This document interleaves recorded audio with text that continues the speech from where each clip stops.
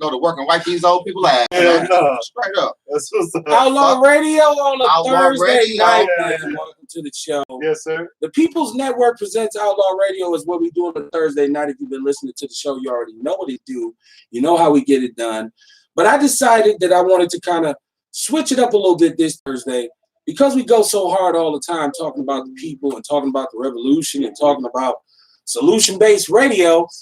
I wanted y'all to be able to laugh with me tonight. I ain't no shit. Right? So I brought an icon of Milwaukee. I brought somebody who is in the comedy game up here. This individual needs no introduction, but I will give him one. When it comes to representing Milwaukee, the way it should be done, how it should be done, who we should be talking to, right? And what should we be talking about? I think this brother's always been ahead of the curve. I saw him perform live years ago, had me dying laughing. I wasn't even podcasting yet, but I was cracking my ass up. I was laughing. So I said, you know what? One day I'm going to have to, if I ever get a platform, I'm going to bring this brother in, and that's what we're doing tonight. Yeah, you've been talking about you a while, bro. Right. Listen, man. Good things. Good right. So my man, like you said, I know Brother Day, he did an excellent job opening up the show. Fuck yeah. Introduce my man. All right. I am the world-class smartass, the militant with a microphone, the mouthpiece of the movement, a.k.a. the Negro Whisperer. Hey, said it again. In the building, man. The mayor of Chocolate City himself, Kevin Barnes, on Outlaw Radio. Hit like, hit share, hit follow. Tell a friend. The YouTube page is up. Yes. The People's Network. It's all in the game. We're going to talk about that as we move along as well as plenty other things. What's popping, bro? I'm not shit, nothing, man. Living life, man. Loving. I can honestly say I'm going to be 42 August 7th. And, dog, I've been happy. And there ain't too many people that can say that, man, with all this bullshit that's going on out in the world and what's name. And I'm just trying to find, you know what I'm saying? I'm just trying to find a little peace, man. And I still like doing comedy. I could come out and kick these young motherfuckers' ass when I want to or how I want to. But, man, I ain't trying to give a motherfucker no money, man. It's been 20 years, man. Pay y'all comedians, man, for real.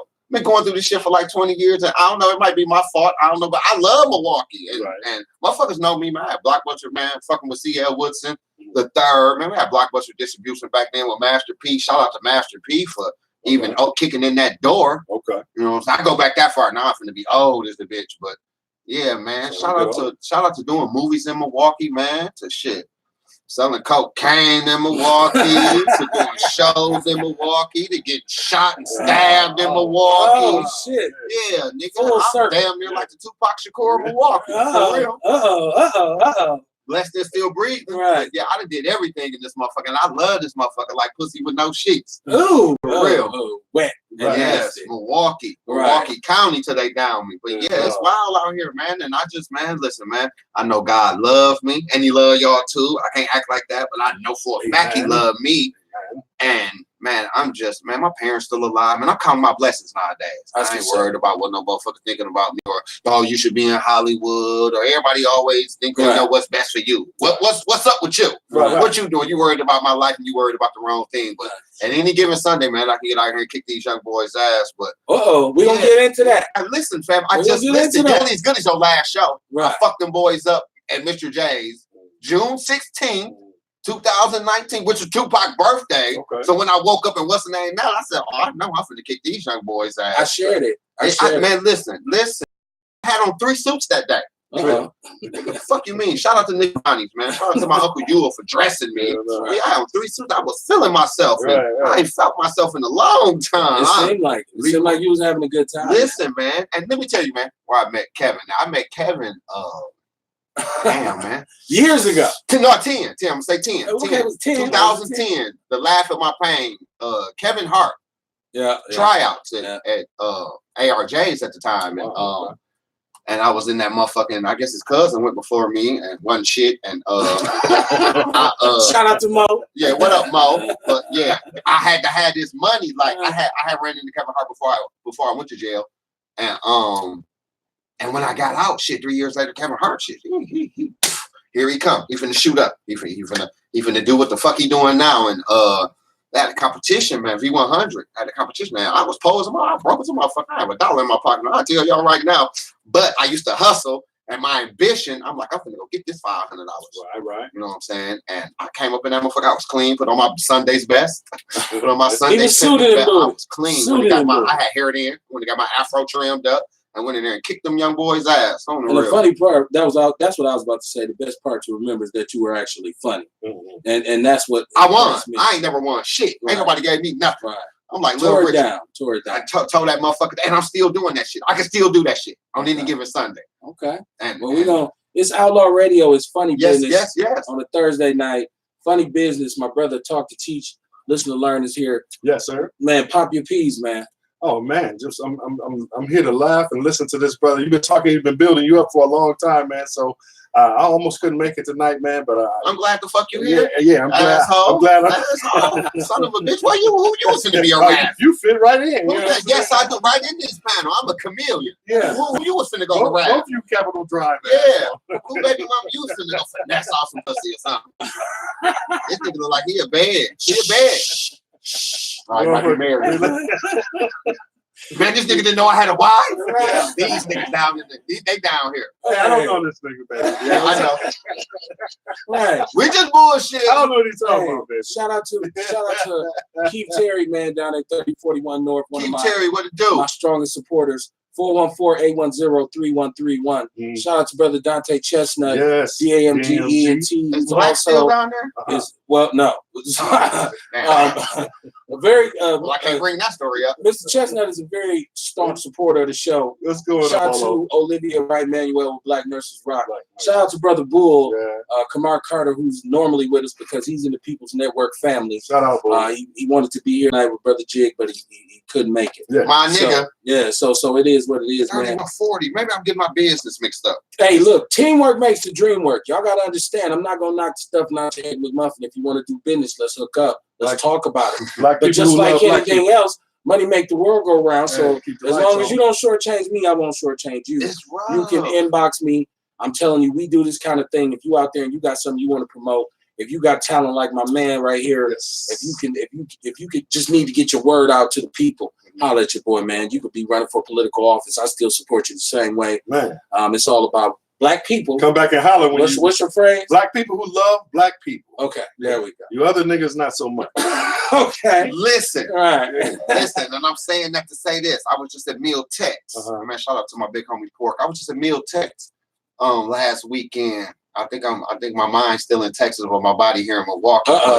Listen, fam, I went down there for the festivities. I only made half of them. I only made the meet and greet. Right. I only made the Plaza concert and something else. Hey, it was nice, everything, but just picture this, y'all. I was in the house with some dudes that I grew up with from here to here, and we still a neighborhood. See, I'm gonna tell you about this Capitol Drive history. Capitol Drive in the building. And he from the low end. I'm saying he from the low end. This nigga say he from we medium range. It's 17th and Capitol. Low end is 10th Street. Shout out to 10th Street. I'm going 28, 29th and Capitol. I'm going from 26. You on the other side of 27 to 36. And I'm right there by the tab. Shout out to the 2 tabs and all of them that made it the Union Saturday.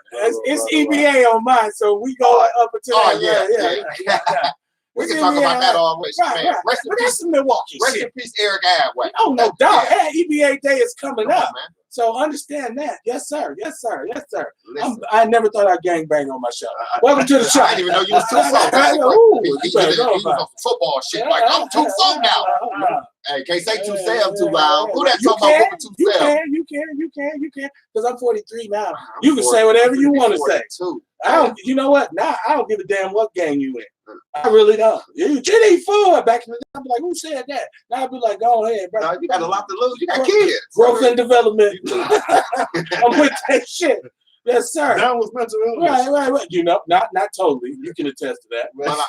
I said I'm here with you twice a week, brother. I said that to say this, man. Brotherly love, man, is hard to find. Oh yeah, man. Because it's towards the end. Listen, you know what I'm saying? If we want to get on that, we can get on that too. Because I'm a little spiritual too. I do believe in God. I do believe God saved my life July 5th, 2012. Talk about it. Yeah. Talk about it. Testify. Listen. Man, I got shot 10 times and stabbed in the stomach, man, 7 years ago. And I always talk about it because I know what God did for me and everything, and I'm blessed. And that's why I said I'm counting my blessings. I got 5 kids, 4 different women. I've been through this. Yeah. You nasty. I was fucking in my 20s. I'm like, I can get that shit off the way. You see how much Pampers cost now? Nigga, I can't buy no motherfucking Pampers right now. I ain't selling crap. Buy no motherfucking Pampers. I went and brought some Pampers for my nigga baby shower. I said, ooh, Lord, I was thinking about stealing them motherfuckers. I don't even steal. Right. So I can't do that right now. I had to do that in my 19s and 20s. I had to do that in my 20s. Get that out the way. Shout out to my YouTube fam, Clearly Clever. YouTube, what it do? What's my top chat. He said, yo, who's the newbie? Like I said, man, this Gigolo Jackson. Right, Gigolo Jackson. Comedian / actor, Milwaukee bound, 29th Street. Yeah. Yeah. I ain't new, you knew. Yeah, I ain't new. Shit. But thanks though. Right. I'm glad you didn't know me. Hey, chime in, man. You got love for Jig, man. Chime in. If you got love for the mill, we probably should have dedicated with all the dysfunction in Milwaukee right now. We probably should have dedicated this show to Milwaukee. Hell yeah. Because morale is low, and a lot of people from here want to whisper it. They like to say, "I'm from Milwaukee." You know, I always been that dude in the room even when I was out of town. Like, man, I'm from the north side of Milwaukee, Capitol motherfucking Drive, and people would be like, first of all, it's black people in Milwaukee, and what the fuck is a Capitol Drive? Listen, I just told these motherfuckers at the comedy show, if y'all don't know us, y'all know us now, nigga. We had Shaq them here throwing the forks up, nigga. Shaq was at a barbecue on 68th and Congress or some shit. Listen, fam, Milwaukee, man, they know about Milwaukee, the Greek freak, everything. Nigga, we was just in the playoffs. Who's from Greece? I don't give a fuck. We got that nigga in Milwaukee hooping. That nigga just got MVP. I don't give a fuck where he's from. That nigga black. That nigga black. A black Greece superhero, nigga. Shit. I bet they know about Milwaukee now. Shit. Yeah. Hey, they better know, man. You better find out about it. And like I said, this brother's a comedian, not by trade, but just by, I say, like, it's not your job, your main job, but it's your natural talent. It's your God-given talent. So it's something that you've done over the years. Second just grade. Kind of, right. Just, I can guess right now, just from you sitting here, you probably was a class clown. We always get invited to the party. Make sure that nigga comes. I had the party, and yes, I would listen, fam. I'm with the Vincent, man. Our reunion coming up, man. Shout out to Odin. Shout out to Prime on 76. And Good Hope. That's what we have in our reunion at a nice ass place. Y'all should just come see this motherfucker. But that's what we have in our class reunion at. And man, listen, I was class of 92 through 96, Vincent High School. Nigga, I had to sign a contract to graduate high school. Nigga, ain't too many niggas tell you that. Right. Thank you, Miss Erkins. I hope she comes so I can make her tell these niggas. Yeah, she pulled me in the office, called my mama up there, and she was like, I don't know what to do with you, but this is what we finna do. So we don't know what you had to do. Promise to never come back. Hell no, they got to sign the contract. No. She was trying to say. My real name, Thomas Darnell Sherrod, but not clown, at Vincent High School graduation. If Thomas D. Sherrod, clown, MPS can have my diploma. She made 3 lines, made my mama sign one, I signed one. Wow. And she signed one and ripped it off and said, I see you at 8 o'clock. And then when I tell you, I went and bought the ugliest suit money could buy and wore to that motherfucker. And she was watching me. The whole thing, listen, they throwing that beach ball over my head. Listen, y'all, I'm 18 and I'm uncontrollable. I'm uncontrollable. I'm 41, finna be 42 and damn near uncontrollable. But nigga, I was 18. I had to be still. Y'all know how long graduation is? Had to be still and act like I had some sense for 3 hours. And that's how long graduation be. The damn just 2. I was high at my graduation. I don't remember how long it was. I wasn't smoking weed. Now, we used to drink a Tanqueray though. Well, you was worse. No wonder you fucking graduated. Right. You was uncontrollable, goddamn. Like I was like the Black Friars Brewer or some shit. Right. So like black comedy, and Jason, please don't hesitate to jump in. Yes, sir. When it's pertinent. Black comedy, right? I love black comedy, stand-up comedy. I go all the way back to my girl, what's her name? Mom's Mabley, Red Fox. You know, all the way up and Slappy White and Slappy. Like I used to watch not Kingfish, but what was it? What's the show they hated the most in the 50s? It was black and they hated it so much they ran it off the air, but it was funny as shit. This nigga got to be 53. This nigga 40 shit. He reaching way back. It was Amos and Andy. So I go all the way back because I always think, right, hey, Buckwheat, come on, son. So like, my thing has always been black comedy tells the truth about society, right? Because in the black community, you laugh now, you cry later, right? And you got to be able to laugh about a lot of the dumb shit that we undergo in our community. So all the stand-ups, And I'm gonna give you a chance. I got my stand-up comics ranked like I got my rappers ranked. Like I got my comedy specials ranked like I got my albums ranked, right? Gotcha. I'm known as the hip hop snob because Brother Jason say I'm a hip hop savant. Yeah, he gets a little deep with but it. with black comedy, I'm that way too. Because I think when I want to hear your top 5 rap too, guys. we gonna do that. We gonna do top 5 dead or alive. I got Gigolo Jackson here. We gonna do top 5 dead or alive. I go back rap too. Especially today when on the Breakfast Club, Glasses Malone comes in and he made this song Tupac Must Die, and it's supposedly from the perspective of Orlando Anderson, Baby Lane. And he's on there saying that Snoop was the biggest rapper ever. Snoop is rap. Pac needed Snoop to make it. We don't get into that. It's Outlaw Radio. Ridiculous. Right, it's Outlaw Radio. I brought a plethora of things to talk about. Oh shit! With Brother Gigolo here. Snoop. Right. So, but I want to talk about black comedy. And I think, the community, it's always been so sad in the black community, but we kind of turn. Like, black people revolutionized comedy. Right now, Eddie Murphy is negotiating, now what they say, 70 million? Right? With Netflix. Right? Yeah, and Ed ain't done stand-up since 20 years. Since Raw. That was 1987. And they still chasing his numbers, too. 88. Check this out, though. I watched Delirious not too long ago. And our society... And this is back then. What we living in right now? Totally different. Eddie wouldn't have made it. No, he was too raw. Eddie was, listen. Raw was good, but damn it, he was too raw. Yeah, he was raw. And nigga, he was 20 years old and he couldn't do that what he did now because we got these politically correct shit. This gay shit. And they want to be seen though, but we can't talk about them. I'm confused. I'm very fucking confused. I don't watch my mouth. I still use fag. What's the name? I'm saying on y'all show. What's the name? Because y'all some real niggas. And yeah, you a homosexual. You a homosexual. I'm real homophobic. I ain't tripping. But nigga, just don't try to fuck me. That's all I'm gonna say. And yeah, y'all gonna have to throw the disclaimer on. I'm up in this bitch, and it's Leo season. But nigga, Eddie Murphy can't get away with that now. And I hope, and I hope Keenan Ivory Wayans and this nigga Robert Townsend come on together one more time. Y'all know this. Robert Townsend. Y'all know that. Hold on, fam. Y'all know that's who wrote Raw. Yeah, well, it was one of them. Keenan and Robert. He was a writer. He was a writer. Keenan and Robert. Listen. Right. Eddie Murphy, listen, they're gonna tear the door down to see Eddie Murphy. If they get to 70 million, and he decided to do it. And he deserves it. For sure. But like a motherfucker. For sure. By far, the funny this is what and we talked about this on the show. There's no Jamie Foxx without Eddie. There's nobody. There's nobody. I'm gonna tell you though. This nigga Dave Chappelle was the leader. My goodness. Chris Rock. I know it. See, all that. I'm a dude that likes social commentary with my comedy. Not just dumbass jokes. That's fine. Right. And now we got Instagram. This is something else I want to ask you about. Now we got shucking and jiving in front of no phone all day. We got Instagram. That's what we got to do to make we got Twitter. Yeah. You look at DC Young Fly. He's blow up shit waiting, but he comes from Vine and he goes to Instagram. And now he's on tour with 85 South. Like, so DC is funny. He's funny.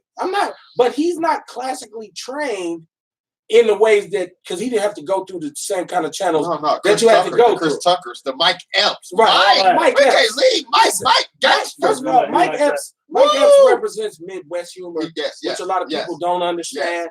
And I think because it's from Indianapolis. Comedians, though. We're going to Martin Lawrence. Come on. Well, DC, East. But Mike Epps. Bernie Mac is from Chicago. Bernie. I talked to Bernie Mac on the phone. Leave that boy alone.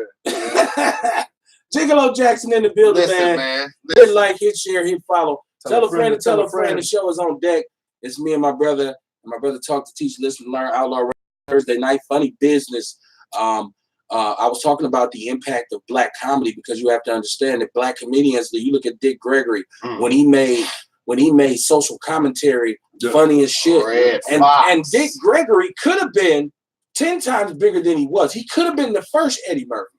But he was so affected by social justice that he basically sacrificed his career to do what he did. Yeah. And by the time Dick Gregory got old, he was talking about some crazy shit. I was like, whoa. No, he was kicking some real shit. He was just mad at the motherfucker. Right. You know what I mean? That's 90 years of being old and shit. He's been everywhere. Right? Cut your ass out. Right. And he been everywhere. The nigga there when Michael Jackson died. I'm like, Right. oh, Right. Cedric Entertainers from St. Louis. Yes. Right. So you're talking about the funniest comedians coming out of the Midwest. Chicago, like a motherfucker. St. Louis. Leon Rogers. I mean, like, come on, man. Tony Roberts from Detroit, my nigga. Like, come on, man. These niggas. What's my man now? Who's real funny? He was on Barbershop. He's all over in the Old Spice commercial. Deon Cole, right? Shot-Time. Right. So, what's the name? My man from Chicago. Not my man, but the girl, big lip chick, Adele Givens, Chicago, right? So now we look at Milwaukee comedy. Okay, black comedy in Milwaukee, which once again we were last. Marlon Hill, Kelly Kale. Shout out, right? T-Dot. She's doing it. T-Dot. Come on, I mean Kelly. yourself. Yes, You know what I'm saying? Let's not leave Gigolo out, right? Wait, so, he just blushed a little bit. You see? Listen. It's Leo season. I don't like all these compliments. You trying to be tough, but no, listen, fam. I'm gonna wait to get my just due. You do anything for 20 years, somebody better give you some goddamn props. For sure. Right? You know, with this show, the way I set this show up, I'm a dinosaur. I want to kind of take it back, though, because I believe in origins, and my man's always talks about don't just look at the problem, look at the root of the problem. Like, you know, what shaped your perspective. Mm-hmm. So I know you, like myself, grew up in the 80s, right?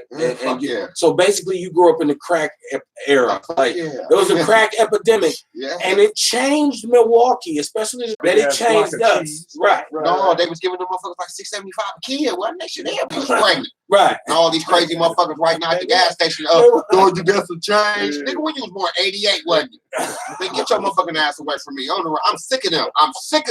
Now it's cool to be a bum. On the real, these hoes is raising their kids. They ain't cutting their hair. They ain't doing nothing. And they just gonna leave school and go to open pantry on fucking 27th Street and go, you got some change. Nigga, I don't respect that. Try to sell me something or rob me. I'm gonna respect that. Fuck yeah, you better off robbing me.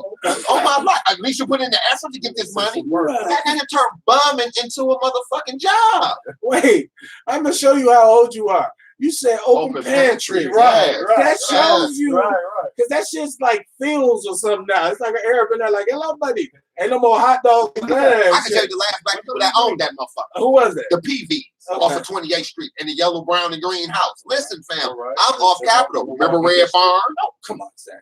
Leave that boy alone. Y'all better stop. Remember Wendy's was a car lot? Yes. I was born in 77. Remember Atomic Custard when Red Barn left? Oh, my God. Yeah. Come, rock with your boy. Remember Church's Chicken where Doc's Fish is? Come on, man. Stop playing with me. Come on, Burger King. Doggy Fish Cap. Come on. Leave that boy alone.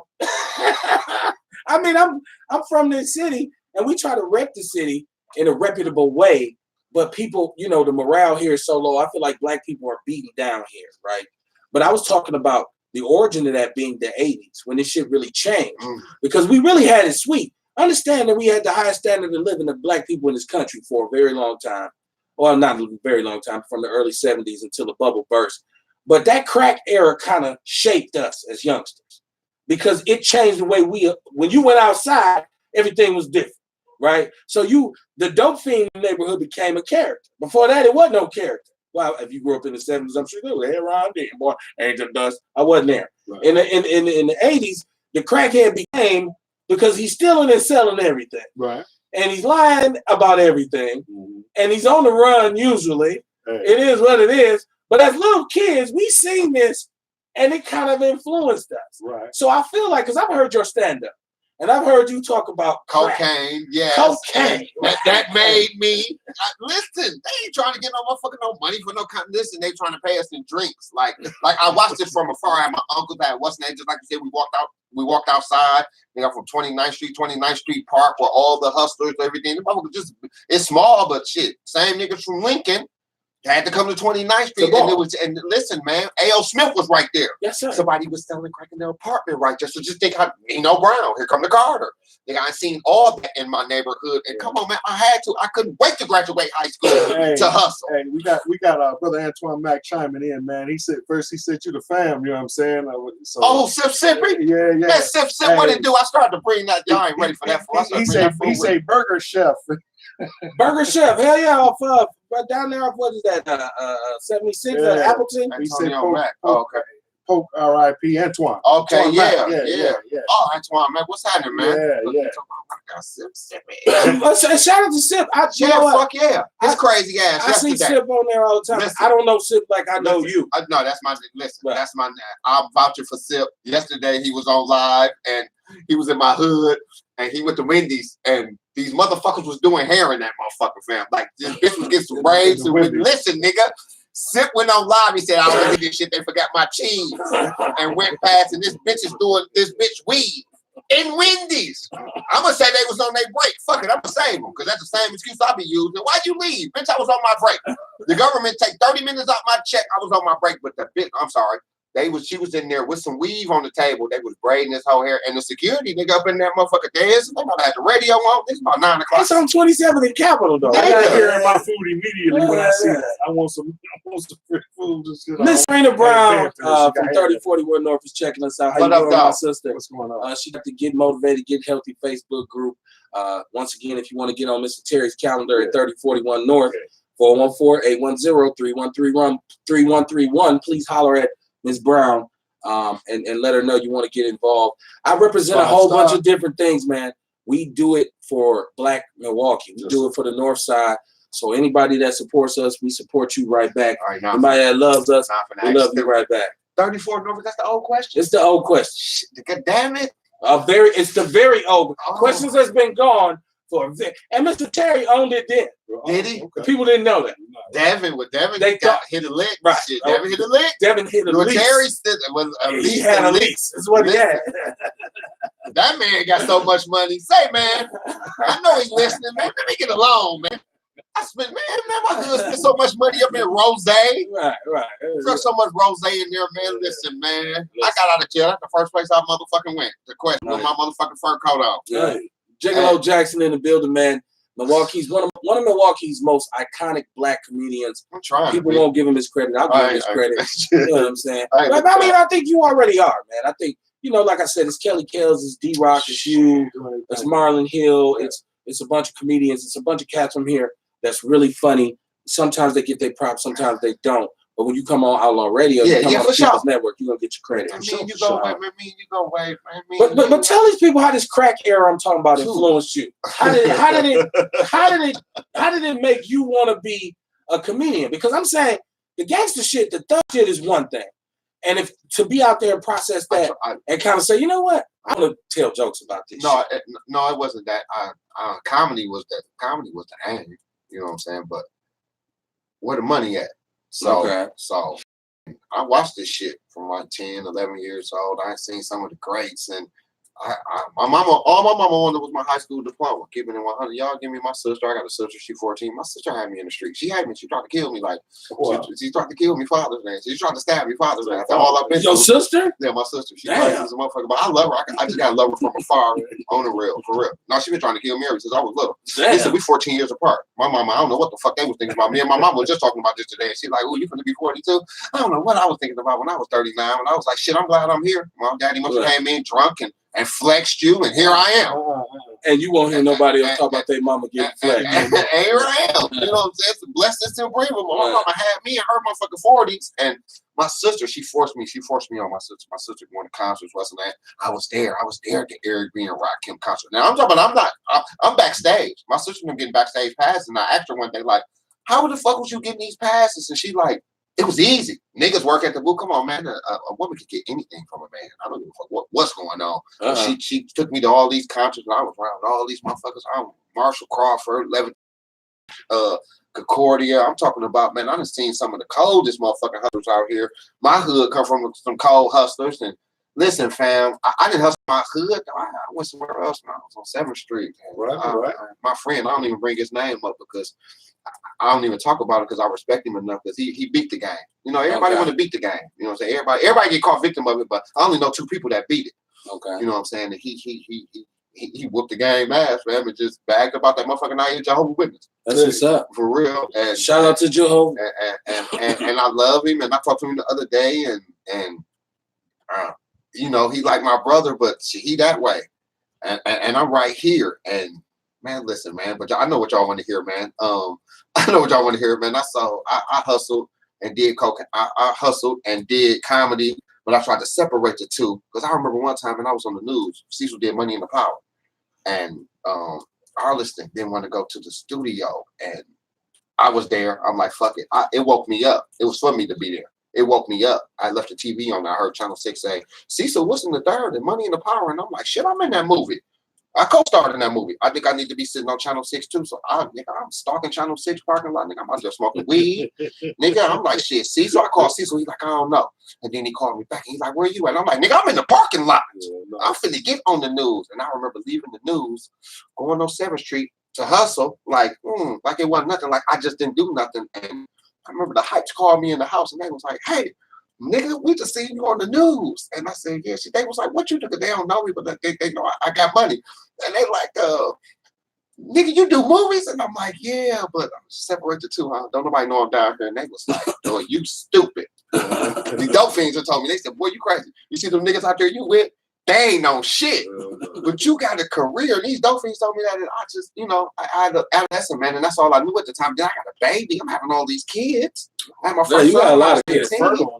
Right. I got a son finna graduate college. Right. You was talking about your mama getting flex. You doing a little flex for yourself. Listen, I know how it's to be alone. Like I wasn't raised around no kids, just grown folks. I picked to choose who I want to hang with. My cousins were grown. My cousins in their 20s. I can hang out with watch this cousin, that cousin, what's the name? And they finna be in the street. They finna be doing something. And they drag me along because you know why? Silence is golden. I never knew it. I never let a motherfucker know what I knew. Okay. And that's why I'm this motherfucking cold. I'm stroking my ego on the motherfucking Outlaw radio. Listen, it's Leo season. It's Leo season. It's Leo season. It's Leo season. But Philo Jackson, I'm a fucking tell y'all. All right. For real. Yeah. This the real. This ain't fact. I wouldn't have came to you nigga show if I was going to be up here lying. So who's your influences? Like, who's the first comedian you saw where you said, I want to do that? Nigga, it had to have been Richard Pryor. When he had that motherfucking red suit. Live from the Sunset Strip. Live from the Sunset Strip turned me the fuck out. And I'm talking about, hold on.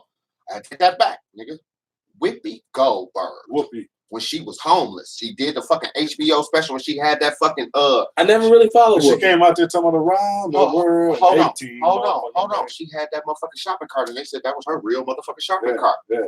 Okay. Yeah, she did that. I know she used to make a little one-woman show. My grandmama had cable. Yeah, my grandma had cable. I'm talking about That's when you had Select or HBO. Hold on, that was back in the day. That was when everybody on Capitol didn't have. Hold on. No, this Port Washington.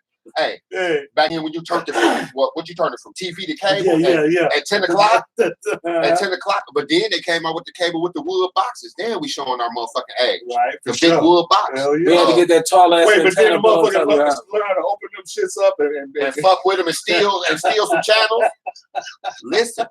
BET, Donnie Simpson. It was channel 20. Yeah, Video Soul. Come on, man. Yeah, come on, man.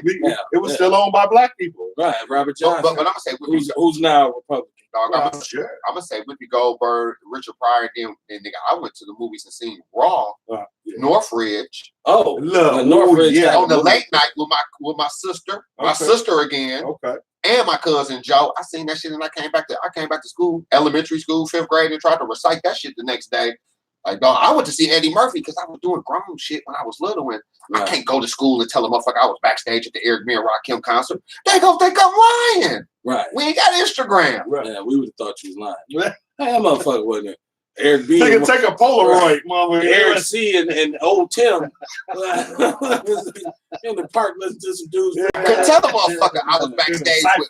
I could tell a motherfucker back then at 11 to 12 years old I was backstage with Easy E at the NWA tour. We Want Easy. Too Short. Right. What's the name? My sister put all this in me. Okay. How you gonna hate something you built? All right. That's what be crazy. I know. Actually, there was a show before Delirious. It was a comedy album released by Eddie Murphy.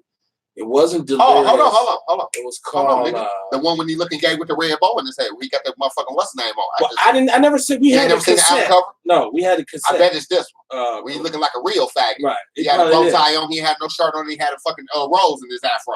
Right. I bet that's the album you're talking about. What was the name of it? We're talking about comedy history right now. Well, I can't remember the name of it. It was. He had music on there, and he did stand up, and I heard that tape, and I can say Once I heard that tape, I was in the 4th grade. I went to school the next day, and I said all his jokes. I tried to say all this shit, right? And I thought, like, at that point, I said, you know what? If I'm gonna be anything, that's what I'm gonna be. That's the first thing I said I wanted to be. You want to be a comedian? I wanted to be, and it changed. It changed very fast because I said it to my mom. And she said, what the fuck, you think you funny? You think somebody gonna pay you to tell jokes? I tell you what, you got one motherfucking time to tell a joke around here. When I tell you to do something, I'm beating your ass. And that was pretty much the end. That was the end of my comedy career. But I really just followed it. Like, to me, Eddie Murphy, of course, behind that, I seen Delirious. And then I seen Raw and all the movies and all this stuff. And I always have thought Eddie Murphy was the funniest dude, but he went weirdo on me. Like, around about the mid to late 90s, after Norbit, Eddie goes weirdo. How so? Norbit was funny as shit. Norbit was funny. Very underrated. You know what I'm saying? Charlie Murphy's impact is always underrated. Absolutely. Charlie Murphy. That nigga was Gusto. Oh, come on, man. And then Charlie Murphy's in a lot of movies. He's really like Samuel L. Jackson. If you look at movies from 89, no, from 89 to about 92. You ain't going for that. No, Samuel. No, listen to what I'm saying. You remember movies with Sam before you knew who he was. He was just a black dude who was always in movies, right? He later on became Sam Jackson. Look, Charlie Murphy used to be in a lot of movies. You didn't know he was Eddie Murphy's brother. You didn't know who he was. Like, you're talking about being Gusto. Like, people that at that time, people would say that's Eddie Murphy's brother. They just said, dude, it's funny. Players Club. You look at, it's a bunch of B movies. Like what's the boys who was down with Jay-Z? State Property. Charlie Murphy is in all those movies. He's in Master P movies. People just didn't pay attention. I'm not saying he is Sam. I'm not saying he is Sam, because there ain't nobody other like Samuel's like the he is who he is. Shout out to Kamar Carter. Brother Bull says peace to you, brother. What's going on? Which Bull could have been in the building with us tonight. What's happening? But yeah, man, so we talking about black comedy. We got Gigolo Jackson here. Robin Harris. Oh my goodness, Robin Harris. Oh, it's man, Outlaw Radio, gone too soon. Oh man, and it's a bunch of West Coast comics. It's a bunch of New York like comedy is that D.L. Hewley. Hell, Tommy Davis. Wow. Tommy Davis. I was enough for Tommy Davis in 2001. Yeah, right. I was right. Oh man, Tommy God did bless me that day. Yeah. I don't want to sell crack today. Ooh, the blessing came for real. Like, I'm for real. Shout out to Troy Allen too, one of the coldest comedians. I can't take all this Milwaukee shit, man. I ain't seen motherfuckers before me. Shout out to y'all. Y'all want to know where I started? Go ahead, so. Let me give y'all some history on this Milwaukee and this comedy. My first show was with PB Smiley. This is young light skinned fucking Red Fox looking motherfucker. He stayed on 22nd and Finn. He went to Parkman, but he graduated from Tech. He said Parkman. Yeah, we went to Parkman. School of the Hard Knocks. Right. I'll tell y'all about that too. I got my starter. 5 on 4. My starter coded that motherfucker. But anyway, listen, nigga. Yeah. But yeah, PB Smiley. I opened up for him at the Miller Pavilion in '97. But Cecil had the Comfort Zone. Okay. I want to say 2000, man, fuck that, 98, 97. Into 97 going into 98 because my son was like a year, finna be a year. Right, I was in school. Okay, you weren't even here. And Cecil, listen, $5 to get in. Man, when I seen Troy Allen, Funny Man John Payne, that's when I seen D-Rock on TV. So I really couldn't wait to meet him. He was on Channel 14. So I'm like, how is this nigga on TV? And I was coming in that motherfucker, man, what the fuck is her? I sure hate to fuck up her name. She used to be mad, Miss Magic. She used to be mad as a motherfucker at me. She worked at the House of Correction too. I'm glad I wasn't no in and out of jail, nigga. She said, nigga, I used to talk about her so bad every Wednesday. She said, nigga, you come to the House of Correction, I'm taking you right to the hole. Right, okay. I used to be like, I ain't on that shit, but these motherfuckers like paved the way for me. And I came there one Wednesday. Came there a few Wednesdays. But the 4th Wednesday I walked up in that motherfucker, they was having a meeting. They was having a meeting about me. Hey, man, you can't be in here talking about us. We your brothers and sisters. I'm like, nigga, no, my mama ain't had none of these motherfuckers. For real. So what's up? $5 to get in. I was 19 years old. Okay. Man, you talk about so long ago. I'm talking about. Come on. Like, you said 98. Like, I'm thinking, like, man, That's a long way to rewind for me, right? Like, I got a good memory. I see, man. I know how this shit started, and I know how it's going to end. How would you define your style of comedy? Because there, like I said, there's the social critics. There's the Rivers. It's unorthodox. I don't write. And whatever I told y'all I might have experienced or I might have thought of, but I can't write this shit down. I tried. I ain't got a sentence on paper or nothing. I trust in God so much. Me and God got this relationship, and I know He loved me. I'll be like, God, why don't you drop the anointing on me one time? That's how I do it. Straight up. I have faith. No, for real. Like, I be real nervous and stuff. Like, women that I mess with, my girlfriends, my baby mamas, what's that? Like, the day of the show, leave me the fuck alone. Like, I get up and walk about the motherfucking house and be like, okay, I'll meet you at the show. I need time to myself. I need to put this shit together in my head. Because just think, I'm already at the show. I'm already, in my mind, I'm already at the show. Right. And that's visualization. And that's the visualization. And that's the technique I be using. I ain't never told nobody this neither. Because motherfuckers used to be mad at me too. And they was like, G won't come over and write with me. I had comedians come over and we smoke weed and what's the name, and I'll probably like fake like I put something on a piece of paper or might write one of their jokes down. Comedians do that. Hell yeah, comedians. As much as these comedians complain about ghostwriters, they want to swap ideas though. But I'm unorthodox. I can't. I'm not T-Dot. I'm not old school. I'm not what's the name. But I done sat in sessions with motherfuckers and motherfuckers like, we haven't write what's the name. I never show up because I don't write. Okay. And I ain't being cocky. I know what Jay meant when he said, look at Jay catalog. And he was like, man, I don't write. God fucks with the best, fam. So he dropped the anointing on me, and yeah, nigga, I ain't got booed and all type of shit. Ran out of Atlanta, everything. This ain't been sweet for me. You got ran out of Atlanta. Yes, tell us about that. Right. 03. I ran the fuck out of Atlanta. Shout out to Mr. 262, Kenosha. He took me and my friend Curtis Cherry. Curtis Cherry was a cold comedian. Yeah, Curtis Cherry. That just used to be my man. But nigga, I went to Uptown Comedy Club, fam. And the only reason we got in was because of Kurt. He thought Kurt was Louis Dix. I'm gonna tell you this right now. Okay, I remember Louis Dix. Man, my nigga Kurt looked just like Louis. He said, man, I know you. Niggas come back at 8 o'clock. And nigga, I went in there with that cocky Milwaukee shit. And I'm selling. Nigga, I'm hustling. Nigga, T.I.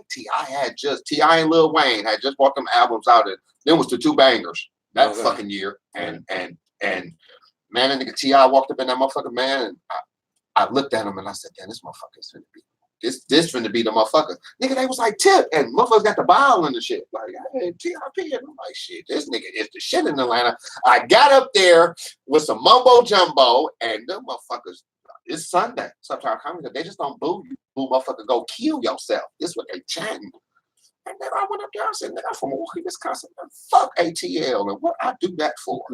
Why did you do that? Yeah, that's enough. Nigga, ignorant Gigolo Jackson / David Ruffin / nigga Eddie Kane. nigga / Eddie Kane. Nigga, they put the ATL anthem on it. Then they hit the ATL anthem and they got the throwing the A's up and they like, nigga, this ATL, nigga. And I'm like, whoo, these niggas finna kill me. And I kept my composure, and I'm talking about nigga, Ludacris was up in there, man. Everybody was up in that motherfucker. And they, nigga, this ATL, nigga.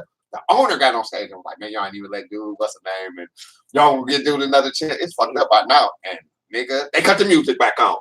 Nigga, this ATL, nigga. I'm like, damn, the comedian stars from Chicago and everything. It was like, yeah, G, it happened to the best of them. And I'm like, but I got a bankroll on me, though. I ain't even tripping. I got off the stage. I brought everybody Hennessy's, everybody in my section. I had a good time. That boo, they brought my name back up, and they was like, "What about this whole ass nigga over here?" And I'm like, "I'm so ready to go to the crib. I'm gonna try this road trip again. Let me go back. Let me go back and give me a crack house, and I'm gonna try this shit again. Hell no. Try this shit again next time." So you didn't actually get chased by a bunch of cats from ATL. No, but damn it, nigga, if they could have snatched me off that stage, they would have. All drinks, nigga, I got off stage and hey, man, this ATL, nigga. Oh, I remember that shit. It was like a bad nightmare. Fuck getting booed, but I turned the negative into a positive. I'm like, shit, they talk about me all night. And what about Gigolo Jackson? Somebody get booed, he got to come sit in the section with me. Oh, come over here, man. This is the get booed section tonight. And I took it as a grain of salt, man. Learn it. Nigga, I got ran on Apollo night here. Remember Thomas Holmes was on Apollo night? I remember Apollo. Nigga, they threw a Milwaukee Kings of comedy and woo. I stole fucking with Martin. I did that skit. Remember Martin came on Def Jam in his drawers? Yeah. And I should try to do that you shit. Did that shit? Yeah, I did that shit. Wow. Apollo night. Kids out there. My mama was working at the time. Her friends from work was there. Nigga, Earl Stokes. That's scary. Is it bad if they laugh? Listen, like, you don't know if you want them to laugh or not. Fam, what the fuck I doing coming out with a tank top on some I love you Valentine's Day draws and some black dookies? and some Nike socks. And Earl Stokes said, "Nigga, where your clothes? Nigga, where your clothes at?" I said, "Somebody stole them at the hotel." And I ran out there, and one of my guys too. This nigga named Dagwood. Somebody yelled out, "Boo!" And then somebody yelled out, "Ugh, a pedophile!" And nigga, it was over with. Nigga, they snatched snatched me off the stage, threw me in the back, and Marlon Hill, which is my nemesis. Man, that nigga went catch. That nigga fucked me all the way up. Like, oh yeah, Jid, you can fuck with me in 2004 and shit, and it was like 2001 or some shit, 2002. Oh, and then Thomas Holmes still see me to this day and be like, "Dog, you was." I said, "Nigga, I got booed at your shit, fam. Don't get. I'm never gonna take no credit that I ain't deserve." I said, "No, nigga, Troy won that night. Troy won that night. It was Troy D Rock and my guy Curtis Cherry." What made you think running out on the stage? I did that shit and Waukegan and ooh. Man, shout out to my guy Big Art. I don't even know if he's still out here promoting or not, but this big Mexican nigga, man, this nigga, I love him. He was one of the first motherfuckers that paid me. His brother was like, I heard you do this skit when you just hit the stage in your drawers. And I'd be up there and my baby mama cousin to come bring me my clothes. And she'd snatch the mic from me and get to talking shit. And then I snatch the mic back. And, why you late with my clothes? And I go into my skit. And then nigga, that shit worked in Kenosha. It didn't work here. And man, listen, Big Art gave me, man, Big Art, yes. The pedophile, nigga, I was scared. Like 160. Yeah, I'm looking like I'm doing dope, and I'm selling dope. Nigga, no. A pedophile. Listen, my son. I was tucking my son in the bed at night. Like, I'm gonna bring you the trophy. Man, that nigga took his glasses off and said, "Well, what happened to the trophy?" I said, "Nigga, I failed you. Son, I failed you as a father." Mishaps. I gotta go on the sex offenders list. That's like the worst thing you can say about a motherfucker. The pedophile! Especially a dude standing there in his drawers, right? Listen, what's your counter? Come back from that. You can't come back from that shit. I ain't get to say 3 words. But that was going to lead into one of my questions, man. I was going to ask you how you deal with hecklers and shit. I'm good with them. I've been talking about motherfuckers. Listen, I was lining motherfuckers up in the lunchroom. That's what I did in high school. That Park 29th Street meant so much to me. Standing on the corner. I'm gonna tell you all this. I'm not the funniest nigga in my hood. All of us grew up off this. Everybody real, but I'm not. I just was the one that got on stage. I'm not the funny. Listen, I took my. But listen, I'll be standing on the corner. Listen, y'all see, I was just walking here. I'm 6'2". I can't hoop. I got 2 left feet. All type of shit, man. I had to do comedy. I had to be outside talking slick. But my nigga, my daddy worked at the post office. My mama worked at Badger Meter, nigga, and I had shoes, clothes, Capitol Drive shit. Yeah. Our parents worked. We come from middle class. Yes, sir. I remember going in the house eating at 5 o'clock. The street is clear. We had dinner, motherfucker. Supper, motherfucker. Yeah, supper, nigga. Everybody, mama and daddy was in the house. I don't know, this shit not weird. Yeah. I don't know these 37-year-old grandmamas and shit, these bitches. Twerking and shit, right? It's ridiculous, dog. Man, we can go on all day about that shit. It's over with. Right. And didn't nobody pass the baton either. I like, you know what I like that you just said, because you made a very good point. Like, because I kind of, with what I do with the podcast and whatnot, I wasn't the slickest talker in my neighborhood, right? Like, I was funny and ribbing, but I wasn't the funniest dude, right? Like my brother is 10 times funnier than me, especially when it comes to straight ribbing. Like, you can have on all Gucci and diamonds and he's gonna tear you apart. Yeah. And like, he was always that dude. It was always older cats who would put me take me under their wing and say, "Yeah, little nigga, you know what I'm saying? This is how you gotta spit in there." So they kind of taught me that, but I'm the only one who does the podcasting thing. Yeah. So you become a representative of where you're from. So, but I want Gigolo Jackson to run for office, right? I want Gigolo because I think it looked good on the ballot, right? You think about the mayoral election, it says Tom Barrett and Ashanti Hamilton, and then Gigolo Jackson. Look, Young Twan did it appropriately named. So I wanted to ask you some questions about what you would do. My real name. Right. But we gonna still Thomas say Darnell Sherrod. That's Gigolo Jackson. I could trick him. I could trick him and beat him. Who was this Thomas Darnell Sherrod guy? Until I take a picture. Man, that's fucking Gigolo Jackson. Why, by the way, where did you come up? If your name is Thomas Sherrod, where does Gigolo Jackson come from? My freshman year of high school, I observed. Just like I told y'all earlier, I ain't never did nothing without looking. I could hear real good. I could see real good. And I needed to fit in high school. I know I was funny. And I'm funny since the 2nd grade, but I looked at who the girls were sweating. Football, I'm dead. Basketball, I'm dead. Baseball, I'm dead. What else, motherfuckers in the hallway ribbing. Anything else in high school, I couldn't feel the what's name, and I'm like, I'm gonna make my own lane. But I looked up to niggas like PB Smiley, older brother Tiberius. This nigga was funny as a motherfucker, and I said, dog, I got to make my own lane. But I'm gonna tell y'all where it started at. I can't even lie. The Snoop Dogg concert, '92. It was my sophomore year. AJ Johnson was hosting that motherfucker. Ezel was hosting that motherfucker. You sure I'm older than you? Because you got a lot of parallel years with me. Listen, fam. We are 1 year apart. We 1 year apart, my nigga. Okay. I'm finna be 42. Okay. So he said 96. I graduated 94.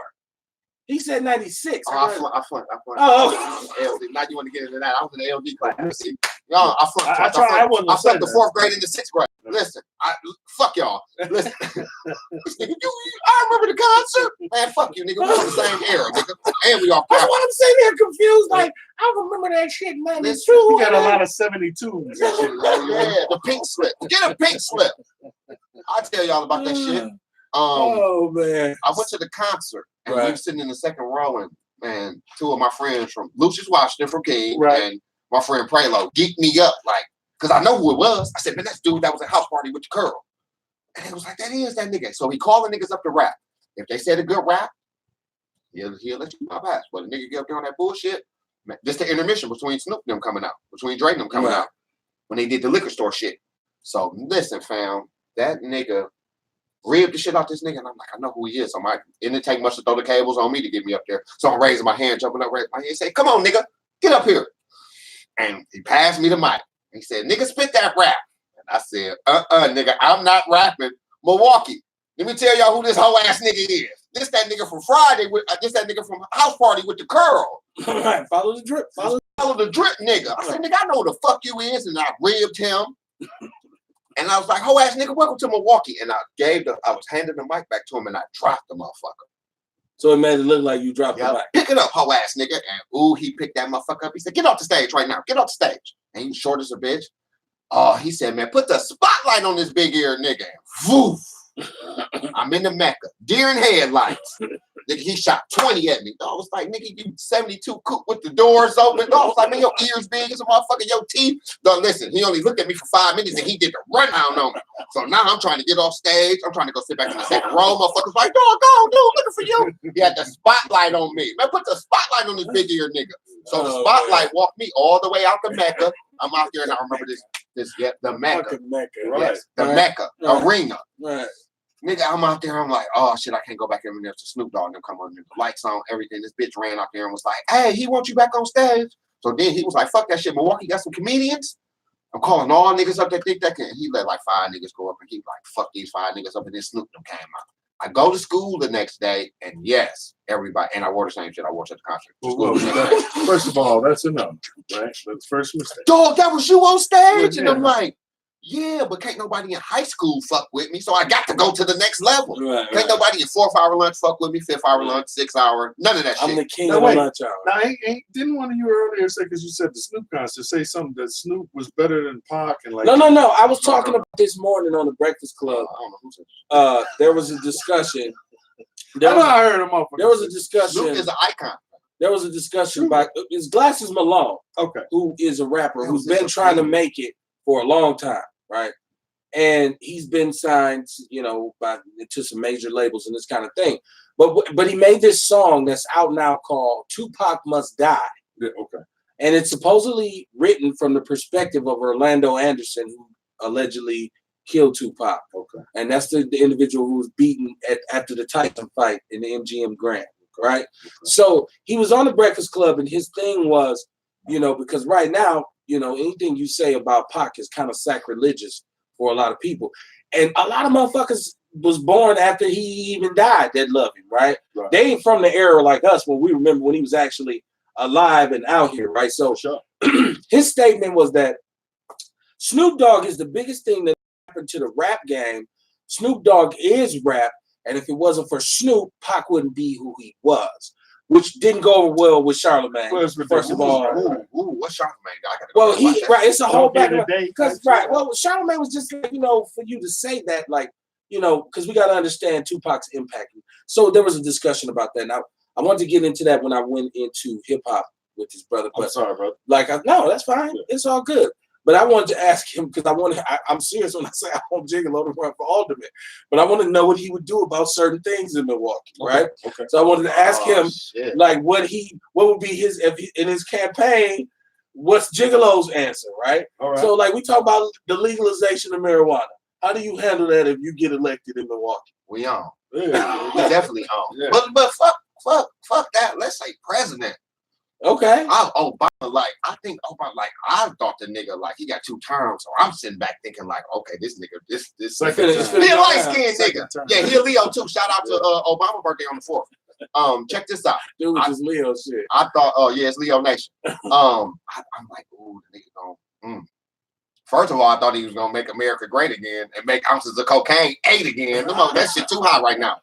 Listen, I thought at least he was gonna pull a Who kid. still buys an ounce of cocaine? But niggas, you got to come up, baby. The motherfuckers 1100 right now, baby. That's high. Does anybody still sell cocaine? Yeah, niggas selling cocaine. It's still going on. Selling cocaine. Yeah. Allegedly, right? Yeah. No, Alphabet boys. Man, drugs still going on. It's just too many police informants. It's just too many police informants. Probably ain't Listen, right. it's too many police informants. No, this shit still, the game's so still going on. That press conference, how do you justify to the South Side, to white Milwaukee, that you're going to now legalize marijuana? It's on and popping. That's your campaign slogan. Listen, buds and buds. Okay. Listen, and then I was going, and then you know we man, black people got to get their restoration. Listen, at least I thought Obama was gonna send us like $2,500 in the Cadillac or something. At least he was gonna buy. You thought Obama was gonna? I thought the nigga was gonna at least send, cut everybody through the back end and send the motherfucker $1,500 a month. But he said it would be no black agenda before we even voted for it. He said that. And said no Farrakhan. Right. He disavowed himself. Listen. My grandmama told me back in the day, she was like, we're going to have one. Because, you know, they thought it was going to be Martin Luther King until they killed the nigga. So they was like, you might live to see one. You know what I'm saying? Right. But, you know, they loved the Kennedy. They loved it. But this nigga here. Jesse played. Jesse played. Oh, Eddie fucked him up too. Homie Time. That classic. Eddie fucked him up. Eddie fucked Stevie Wonder up. See, listen, Saturday Night Live ain't been funny since Eddie Murphy. You was right when you said Eddie couldn't have made it. Eddie had a song called "Kill the White People." Right. We got to make them. Eddie pushed the envelope. Eddie pushed the envelope, fam. Dave.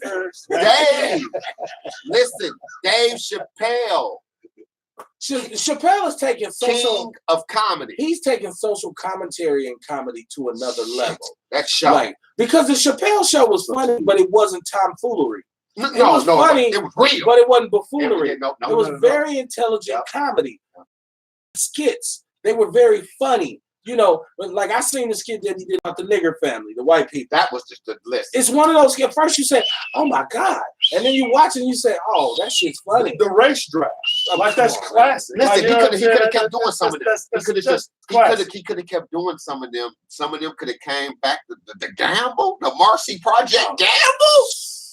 You know, I like the one when he had John Mayer and he really talked about black people being responsive to drums and white people being responsive to guitars, and the Latinos was responsive to like what was theirs? Theirs was like a steel drum or something like that. Or something right, something like that. And he went in barbershops and then, you know, so I like that kind of comedy has a place. Where is that at right now? Like, because I feel like Kevin Hart kind of came with his self-depreciation, right?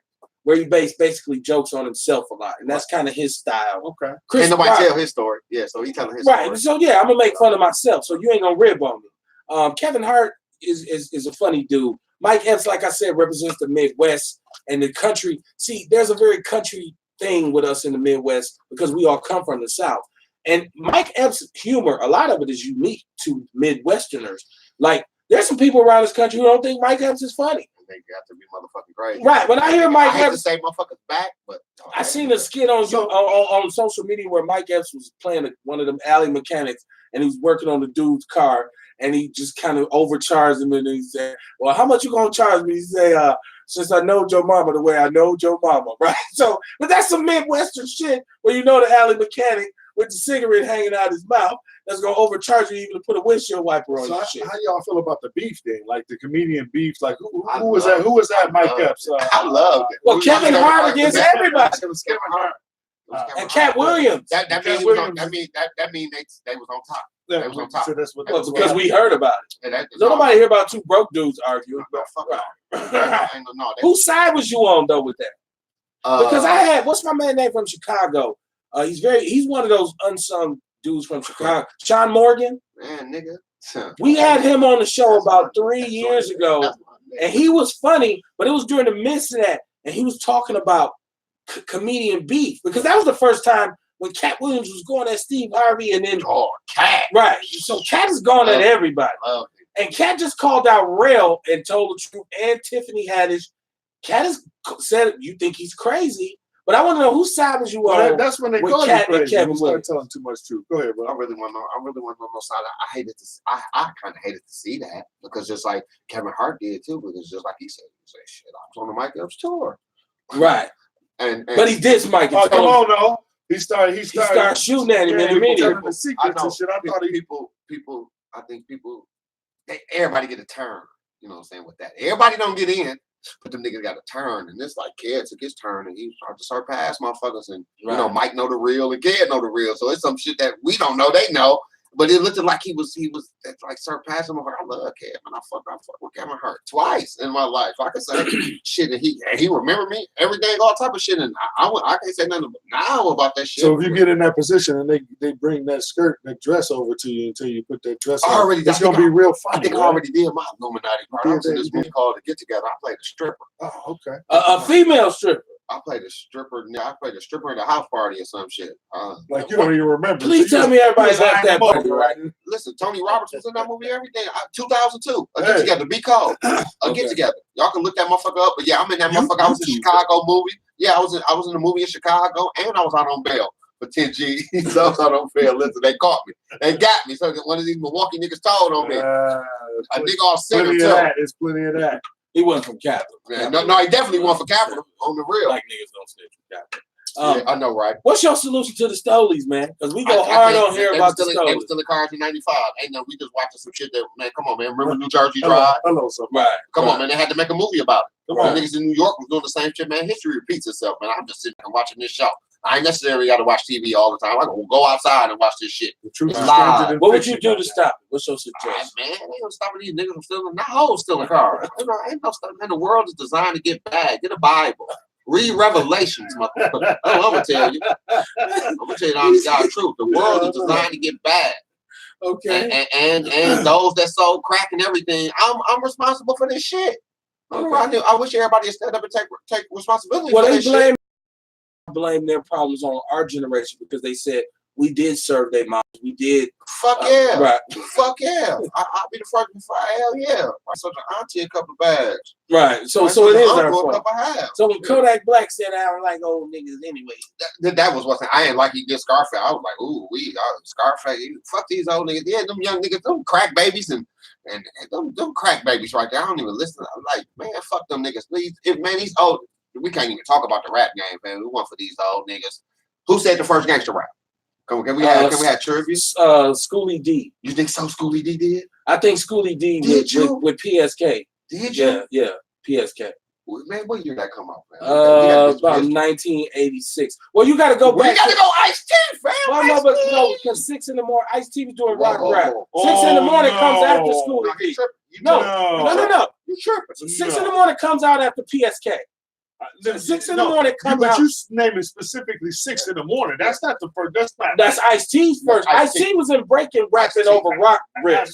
He was rapping over beats. But he wasn't rapping gangster. What was he saying? He was on some rock the party. No. Fuck, I ever heard school say Schoolie D. No, PSK. PSK, what does that mean? That beat. Dog in the wax. That's after PSK. That's all after PSK. Go look it up. Now, if you want to talk about Toddy T from the West Coast with Battering Ram and that kind of stuff, that's like 1983. The gangster rap. Google it. I'm the hip hop snob. Anybody out there listening? Come on, ride with your boy. Leave that boy alone. Like Yuck Mouth say. Now you want to talk about gangster rap? Schoolie D with PSK, Park Street Killers. That's his gang from Philly. And that song is the first gangster rap song. It's widely credited as such. Even Ice-T has said, where I got the idea for 6 in the morning from was PSK. 6 in the morning, feds at my door. That came PSK. People always asking PSK, what does that mean? P for the, I'm telling you. So we talk about gangster rap. When you talk about gangster rap, we talk about Ice-T realizing that what he had been doing, he was rapping, true enough. Yes, the fuck he was. But he was in discos. Yeah, he had on spikes up to here. And he said he wasn't a rapper. They just gave him a mic. It was like rap. But he said himself, after hearing PSK, and then I looked at what I was involved in the streets, I said, let me rap about this shit.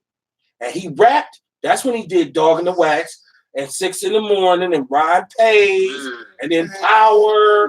But then here come Cube, though. Here come yeah, Cube, that's the NWA. He enhanced it. Well, NWA took it here, then the Ghetto Boys took it here. So if you come from that era, you know that NWA came and it was like, whoa, because their first album had a lot of social commentary, but the second was kind of like a shoot 'em up, and they didn't have Cube right. So when you hear the Ghetto Boys' first album, though, the first time I hear Willie D with Controversy, and we talking about 1988, 89, and it's way you feel that you hear Scott started small time, dope gang, cocaine, ain't nothing cartoon about that. That was the real. That's when gangster rap got dope man. Right. That's when gangster rap got. So, and a perfect example, I tell y'all what. Even your cocaine movies, the drug movies, people say, "Wait, New Jack City." If you ain't never seen King of New York, which came first, which Schoolie D did a song, "Am I Black Enough," which was one of the main that during the best shootouts in them. Come on, man, don't talk to me about that. Leave that boy alone. I already know about that. I want to get your top 5. We're gonna do some top 5 shit. Here we go. This is what I'm stupid at. Right, because I gotta do. Let's do top 5 comedians first, right? Oh shit. Top 5 That's what I did want to do. Dead or alive comedians first. It ain't gotta be in order. It ain't gotta be in order now, y'all. But prioritize your shit. Don't just come on here and be loose. I just need to throw my 5 out and be able to justify it. Okay. Okay, be able to justify it. Such and such. Okay, I got you. Okay. I'm kind of good at this. So I'm going to start with, I would say my number 5 is Robin Harris. And I would say Robin Harris is my number 5 because Robin Harris was definitely one of those individuals who kind of changed the way it was done. He changed the game. He changed the way we speak about our business in our communities. And Robin Harris just died too soon. His body of work. But if you're from LA, you remember Robin Harris, with the comedy club that became the place to be. And all of the famous comedians flocked there to see him.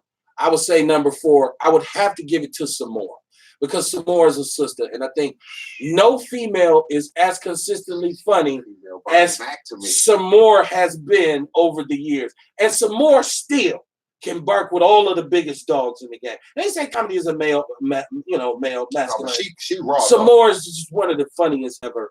And then I got to give number 3 to Mike Epps because I think Mike Epps is another one who was entirely. I think Mike Epps is. No, you know what? Man, I'm gonna have a tie. I'm gonna have a tie. Ain't no tie. No, it has to be because for number 3, I got to do Mike Epps, and I have to put Chappelle there. Cool. I have to put Chappelle and Mike Epps neck to neck. Right. Dead or alive. My number 2 would be Bernie Mac. I think Bernie Mac did comedy in a way nobody else can do it. But I think number 1 of all times, the funniest, the best that ever did it is Richard Pryor, even though he's bisexual. And I have to edge Eddie out. And I know I left Eddie out the top 5, but I made up the top 5. I left Eddie out the top 5. And that's if I had time to sit down and think about it, I'd put Eddie in. That's right. All right. Well, give me your top 5. 5. Shit. Since you put a woman in there, I got Whoopi Goldberg. Whoopi, that's okay. I seen on HBO, and I said, "Oh, my grandmama let me stay up and watch her, even though she was cussing." I got to go Whoopi Goldberg. Okay. 4. Crazy. 4. So many comedians. See, that's what I'm saying. You gonna 4. leave? I didn't say DL Hughley. It's so many dudes. Man, and the order's so crazy, but I got to go Red Fox. Okay. I got to Red Fox because damn, Sanford and Son and right. And Cotton Comes to Harlem. Listen, man, Red Fox. Yeah, Harlem Nights. I'm finna go. I got to put Martin Lawrence in this motherfucker. Yeah. Def Jam Yeah. finest, Right. the best host ever that can grab The best black TV show ever. Best black TV show ever. Martin really enhanced the 90s. Like shit, he owned the fucking 90s. Yeah, $20 million man. Shit. We still gonna go see Bad Boys 3. I'm throwing Eddie Murphy in that motherfucker for the simple fact that nigga Delirious. Oh man, Right. Classic Eddie, Mr. T. and been doing a lot of jokes about me, fool. and man, shit. You had one on the fly. So I'm finna speed Dave Chappelle up in that motherfucker as the greatest of all time, and then I got to go to the king. Your king, my king.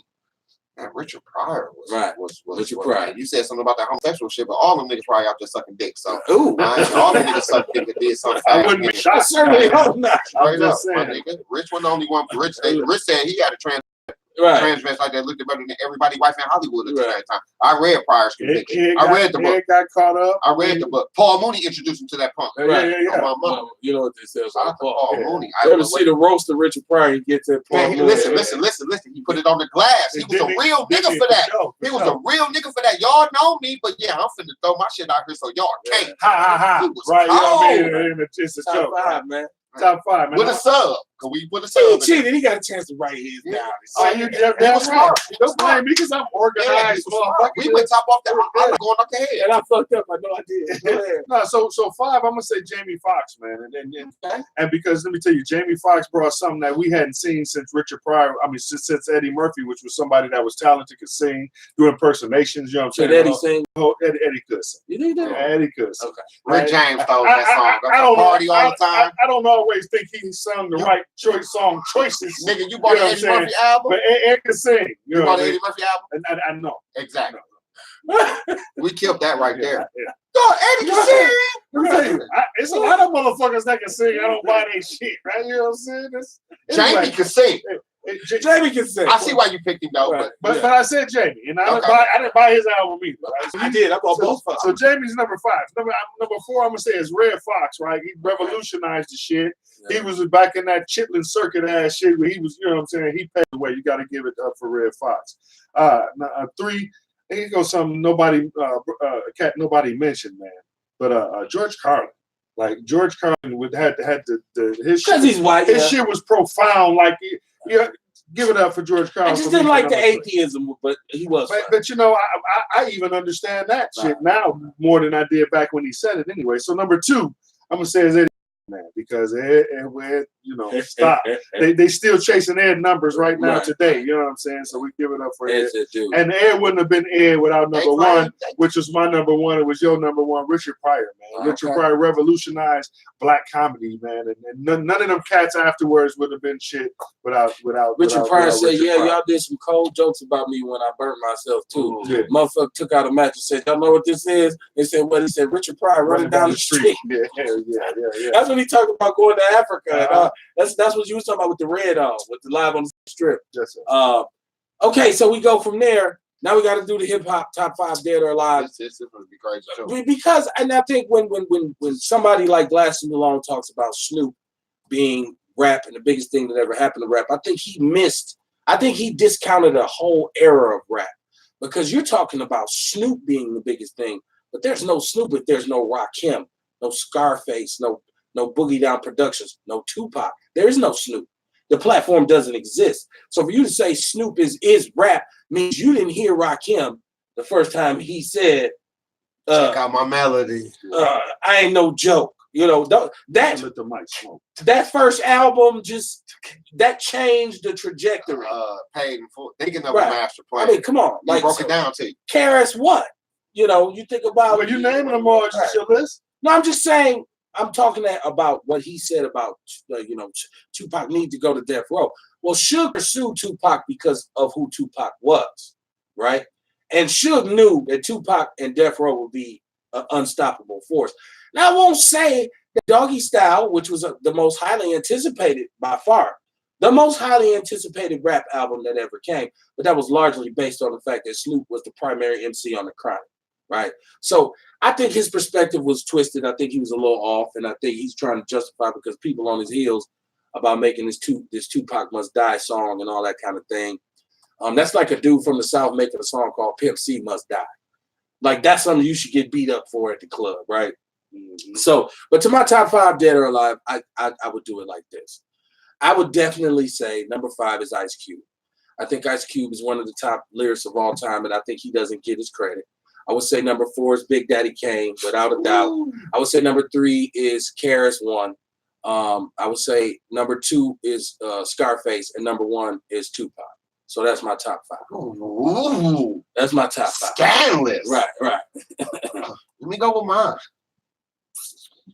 Man, shit. I got to throw him in there. Fuck it, man. E40. Okay. Yeah. He helped me. He damn near helped me. He helped me in the dope game. Right. Man, I got the 40 water. Yeah. he man, listen, fam. Man, everybody didn't understand what he was talking about because they was game goofy. Right. I got to go Ice Cube. I got all kinds of ways to make my chips, and I ain't talking about no computer chips. Listen. I got to go Ice Cube. I got to go Ice Cube. I got to go. Ooh, man, Nas. Okay. I'm going Jay-Z. Number 2. I'm going Hove, and then come on, man. Tupac Shakur. Number 1. Come on, man. Where was you at? Where was you at?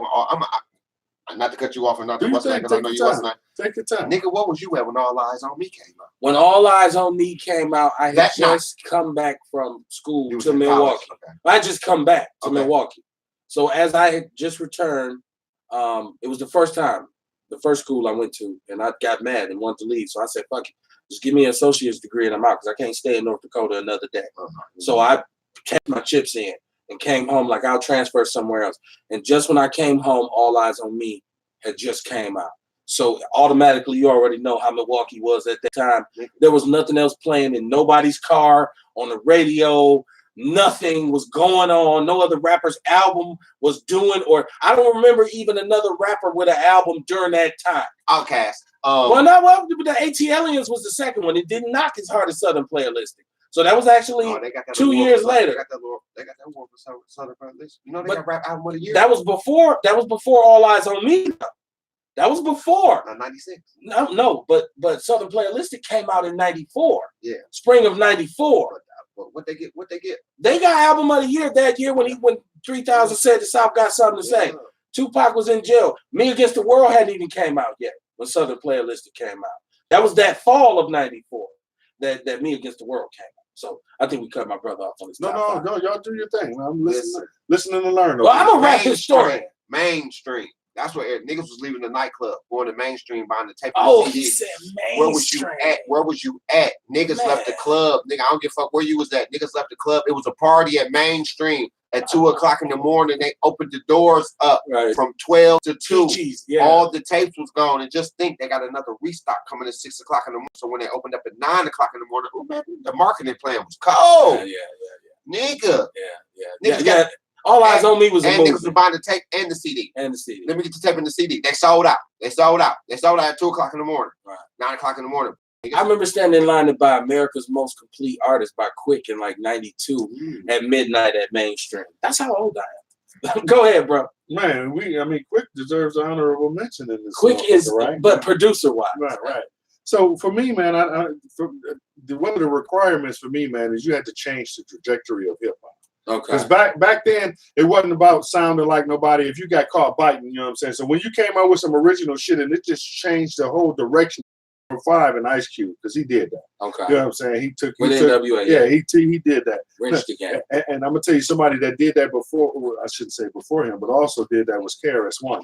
You know what I'm saying? The original KRS brought the reggae, you know what I'm saying, Rastafari and shit into the game, man. So shout out to Chris. Somebody else who did that, brought the consciousness in, man, was Chuck D. You know what I'm saying? He just wasn't doing that before Chuck, right? And so somebody, man, that just been here, man, from beginning to end. You just can't knock his hustle, man. LL, right? LL been getting down for a long time. Long time. And so, and number one, like y'all, I got to go because it ain't many cats, man. They got college courses, you know what I'm saying, revolving around your lyrics and shit. Got to be Young Tupac. Right? Okay. Yeah. So it's Outlaw Radio Funny Business on a Thursday night, man. just running it up with my brother Jig. Yes, sir. First of all, I want to say that you're welcome to come back anytime you want. At a ball, brother. Please make sure you ain't no stranger to the show. Yes, sir. I'd love to have you and Sip here, and I can make that. We just bug out. He gonna just bug out, right? He like bring the best out of me. Oh no, we definitely would love to have him more. Here. I can make that happen. But right, no, it's a whole other level, right? I've been to a Gigolo Jackson show before, so I know it's like he done lost his damn mind. That's what's up. Right? That's what's up. But I got a little game, a word association game that we're gonna do before we go and let this brother get back to what he's doing. So I'm just gonna give you some options. You tell me which one you choose and why. Nature's Nature Herbs. It ain't what you think it is. Right. That's a detox. Shout out to Bull. Smoke that. What up, Bull? And Kamar Carter. Yeah. Right. It's the detox. It's the Nature's Nature Herbs and Supplements. Yes. Because we do the Warrior Report, which is about Black wellness. Yes. We do that, and we do chocolates. Internal affairs is what we talked about. Yeah, last night. So, and then you got the Vitality capsules too. Yeah. Supposed to help you get your libido and help her get hers too. So, Brother Bull pushes the herbs. Yes. Yeah. Bull is the herbologist, man. So, so let me give you this scenario. All right. And Brother Jason, you can go too. I can check it out. So let me ask you, Jig. Are you a breast man or an ass man? Ass. Ass. Okay. Why is that? I don't know. I've been messing with big girls. I've been messing with big girls all my life. I need something to jump up and down now. I like titties, but I'm taking me an Xbox 360 or a 288. That smell great. Either way, you know what I'm saying. I'm messing with. You see all these big girls out here. I have no idea what that meant. Xbox is 360 pounds or 288. 288 pounds. That smell great. Okay. Yeah, I ain't talking too fast. Y'all listening too slow. Hey, right there. Hey, Jay, give me one of these. Whether or not you want to respond to this. No, you go ahead. I'm listening to learn right now. All right. Listening. Yeah. Michael Jackson or Prince? Oh, you tripping? Which one? The Thriller album or the Purple Rain album? Oh shit, Michael Jackson. Mike. I'm a Prince guy myself. Is you? Yeah, I'm a Prince. Wrote and produced, arranged. He was just played all the instruments. Right. It's just a savant. He was just a prodigy. Mike moonwalked at the Prince jumped off a speaker with some 7-inch heels on and did the splits. Said fuck his brothers and moonwalked on them niggas that night. Come on, man, that was great. Yeah, Motown 25. Motown 25. Yeah. Bye, y'all. Right. Shit, that was the cool man. Shit. Yeah, but Prince made Apollonia jump in Lake Minnetonka. And I was about 9 at the time. So as far as that was the most beautiful cinematic thing I had ever seen to that point in my life, right? I didn't know he was 5'2" on a motorcycle, right? Which was really a mini bike. Prince was hating on Rick James. You a player. You a player. You from the streets. You've been in the game. You've done your thing. You Gigolo Jackson. I seen you out before. You always come dressed to impress, suited and boomed. You're a fine connoisseur of machinery and fashion. Yeah. So I got to ask you this question: Cadillac or Lincoln? Cadillac, right? What's your favorite Caddy? 90 Fleetwood. 90 Fleetwood. I had a big body wiper with the digital dash and the one-piece headlight. I had a 91 bro. I'll take an 88. Right, okay. I'll take an 88. Just don't get the HT 4100 and you straight. Yeah. Jay, I already know your answer to that. Yeah, I don't. So I'm glad you can let me know what you see what the fuck I drove up I here. thought Obama was gonna give every nigga a Fleetwood. That's what I would have did if I was president. Okay. Fleetwoods for everybody. All right. Biggie or Tupac? Stop it. Who's the greatest? I don't even think Biggie was on your list, was it? I love Big Biggie. Man, listen, Tupac knew Biggie was cold. Oh, Biggie was a monster. That nigga. Absolutely. That big fat fly nigga. Listen, it was crazy because black fat niggas was in. Don't nobody remember that dude. Coogee sweaters, Havana Joes, Nouveaux. Man, I was like, man, what funny looking niggas gonna get in? Because it's over with for man. Listen, my nigga. Okay. You just came back from Miltex, right? And I've seen you go to Texas, but just because we're friends on Facebook, and I see you go back and forth to Texas a lot, right? But you got homies down there, right? Huh? Northern girls or Southern girls? I got to go northern because I ain't fucking no southern bitches. Oh, okay. I know. I got to go. Okay. These bitches country too. So what you gonna say? You just said Milwaukee hoes or Texas hoes? Oh, these country ass bitches. Man, they need to ban them fucking furry house shoes. I'm sick of them motherfuckers. Why? What's wrong with the house shoes? You see them motherfuckers and then them hoes that had the pink ones on. They'd be so dirty. I'm done with this summer on the real. These hoes, man, and then them motherfucking capris that match their skin. I damn near crash my car in Capitol. I said, I know this bitch ain't walking down the street naked. I'm like, damn, you finna be wild. But yeah, they need to kill that, ban that, and ban weed. I'm sick of weed. Weed. I'm sick of them eyelashes. I don't like the lashes, but I don't like the lace fronts either. Fuck it, man. I don't want no fake bitch. I don't want no mannequin. Bitch, you fake ass. What's the name? What's your boy Sip call him? What do you call him? The press bitches. Right. Oh, press bitches. Oh, fucking press bitch movement. He got a movement for him. Like, Sip got his own little cult. I love him. On the real. Actually, who got him started? Hey, he's a nutball, man. So, okay, with that said, you like I said, we came up during the crack era. We kind of seen what Milwaukee turned into, in particular Capitol Drive, which went from this kind of middle-class mecca for black people to this kind of real shithole that it is now.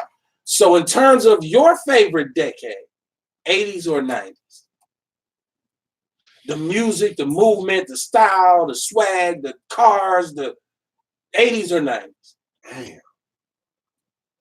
Man, I got to go 90s. Okay. I got to go 90s. Man, niggas in high school was driving cars better than our mamas, dog. Right. Like drugs, it was like niggas was them Fleetwoods, them what's in there. Everybody mama had a good car on the block, but man, listen, man, niggas were going out buying. I know niggas were going out buying Lexuses, foreign cars. Right. You know how the game do.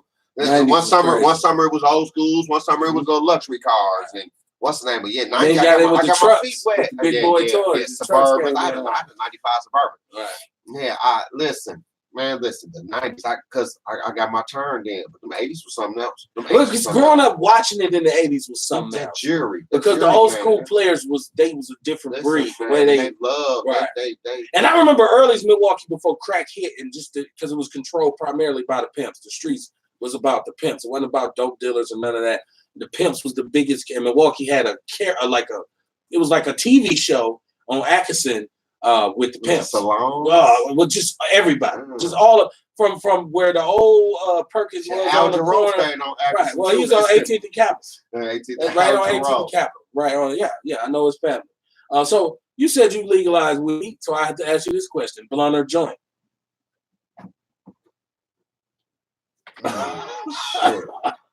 I want to join, but them blunties raised off them blunts. Tupac showed the world how to roll the blunt on the E40 on the video when it was a practice looking hard video shoot. Right, this nigga was rolling, but Too Short said it. I seen the interview with Too Short. He said, "Man, the nigga Pop come down with this blunt, and you know them niggas old school. They smoking fat ass joints, and he like, man, this nigga emptying out the butts and throwing that shit everywhere, and man, Pop."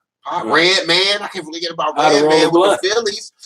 They had a song called How to Roll Hell Blunt. yeah, man. But that nigga Pop him. Shit. And this is one to close the show.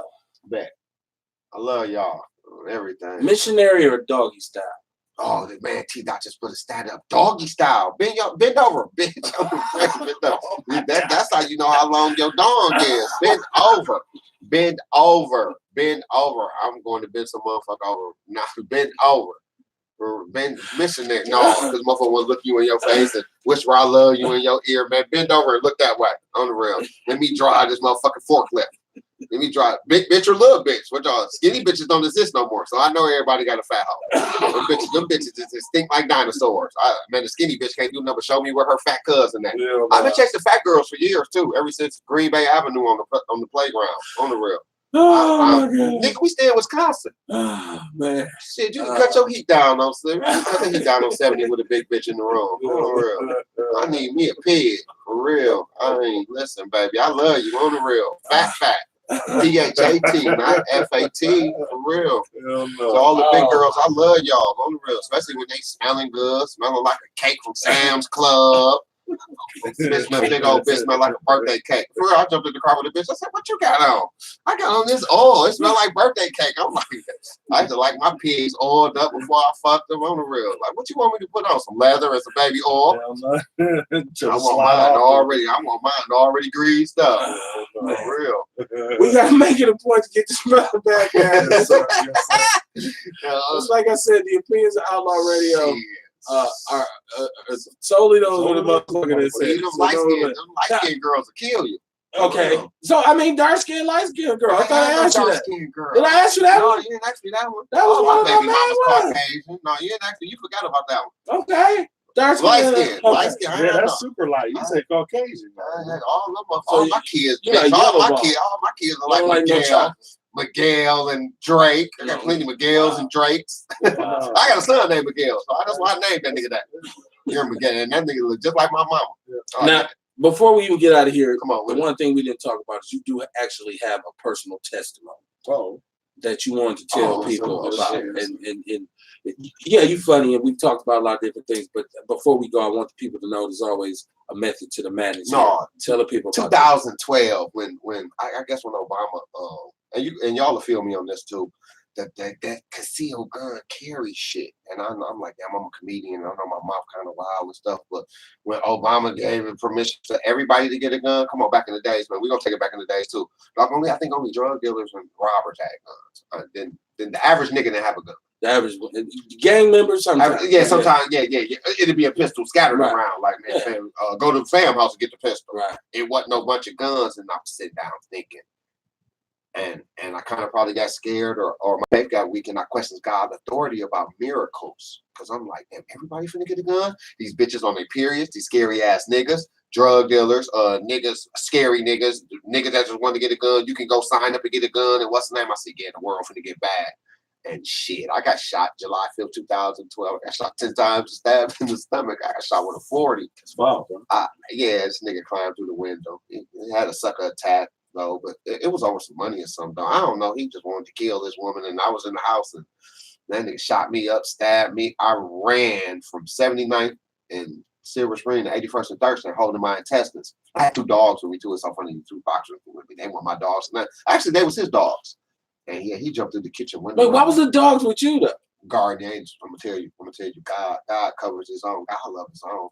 I'm telling you, but I questioned God's authority about miracles, and I was like, man, God, everybody finna have a gun, and I questioned this because all this shit was happening to me at in epitome of a point in my life where I'll be by a girl house or some nigga, and I escaped this one too, but I had to. God had to show me. He called my name on 81st and on 79th and Silver Spring. I ran from 81st and Thurston to 79th and Silver Spring, and just think, man, I ran up on the police. I actually had the police down. I'm shot up. I'm stabbed. I'm holding my intestines in my hand, and I got 2 boxers with me, a girl boxer and a boy boxer, Layla Ali and Floyd Mayweather. And these dogs, even the boy dog, man, he bit the gun out the nigga hand. He owned that dog. Really? So hell yeah. Crazy. Tragic story. I'm gonna try to do the movie, y'all. That's why I ain't gonna get too much in depth in it, but I just want to tell y'all what God did for me that night. And it's about 10:30 at night, so all this took about 30 minutes to happen. But that nigga jumped through the window about 10 o'clock. It's crazy. I was looking at the time. And I was in the last bedroom in the last house, and just think some motherfucker kicking the door in on you, just shooting. Pop, pop, pop, pop, pop, pop, pop, pop, pop. Wow. And then you can do his defense. So all I can do is try to grab the nigga. We wrestled with the gun. He got shot a few times, and my girlfriend was standing in there, but she blacked out. Like she was standing there, and God just didn't let her move or something. But by the time she did, dude had me on the bed, straddled me, trying to shoot me in my head, and the fucking dogs busted in the room, and the boy dog Floyd bit dude hand and bit the gun out of his hand, and it hit my chest and jumped up, fired on him. He ran out the room. I ain't went to go get the knife. So I'm looking at my situation. I'm standing up and I'm like, shit, I'm shot up. I could throw a bucket of blood on y'all. I'm shot up. My legs and stuff shot up. And no man arteries or no what's the name to paralyze me.